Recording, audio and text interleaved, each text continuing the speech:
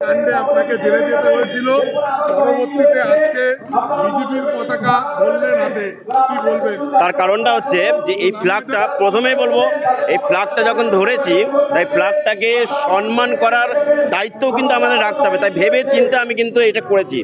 তার কারণ আজকে আমরা এমন একটা আইনের মধ্যে আছি যে এই রাজ্যে এই আইনটাকে চেঞ্জ করতে হবে, অর্থাৎ আমরা যেন মাথা উঁচু করে থাকতে পারি। কারো কেউ মিথ্যে কেসে, মিথ্যে ঝামেলায় যেন পুলিশ কোনোভাবে তার সময় টর্চারিং না করতে পারে। এক, দ্বিতীয় কথা হচ্ছে, প্রথমত বলবো, যেই অপমানিত বোধ আমাকে করেছে তার শাস্তি সে অবশ্যই পাবে।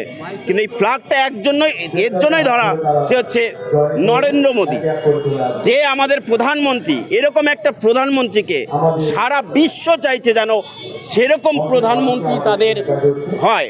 কিন্তু আজকে আমি মনে করি যে অকাল বোধনে শ্রীরামচন্দ্র যখন পুজো করে 108টা পদ্ম ফুলের, তা একটা কম হয়েছিল, তা সেই একটা কমের জন্য রামচন্দ্র নিজের চক্ষুদান দিতে চেয়েছিল।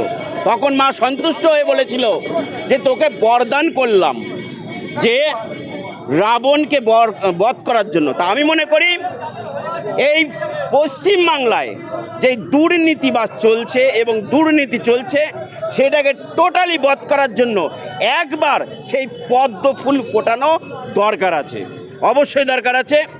আর কেন বেছে নিলেন? হাবড়া বনগা এইটার জন্য নয়। প্রথম কথা হচ্ছে, আমি ভারতীয় নাগরিক, আমি একটা এই সিম্বল, এই পদ্ম ফুল, এইটাকেই আমি সব থেকে ভালোবাসি। আর আজকে যে দেবদাস মণ্ডল, যিনি আজকে যার হাত থেকে আমি জয়েনিং হলাম, তার জন্য বলবো, তিনি এমন একজন লোক যে প্রত্যেকটা মানুষের বিপদ আপদে কিন্তু দাঁড়িয়ে যায়।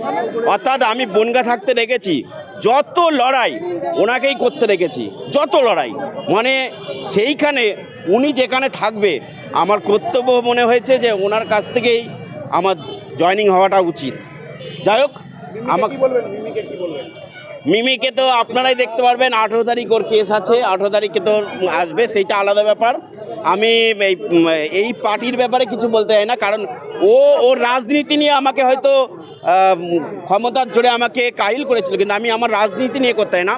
আমি রাজনীতিতে আজকে পা দিলাম, কিন্তু সেইটার জন্য সম্মান রাখতে পারি। এবং আগামী দিন এইটুখানি আমি পুরো সিএও রয়ে গেছি যে ভারতবর্ষে, এই পশ্চিমবাংলায় সরকার গঠন বিজেপির হবেই।